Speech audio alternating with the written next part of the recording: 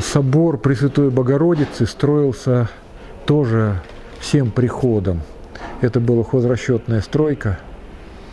И вот это отображено на этом удивительном коллаже, который придумал наш Пономарь. Весь коллаж сделан в виде голубя, как бы образа Духа Святаго, с крыльями слева, справа. Левое крыло показывает начало строительства. Мне даже сейчас страшно на это смотреть, потому что второй раз вот так начинать, даже боюсь об этом подумать. Ну а второе крыло – это уже храм построенный, современный, сложившийся.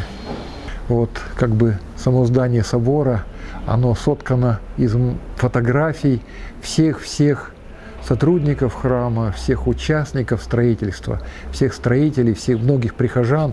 Кое-кто уже умер, кого-то уже нет живых.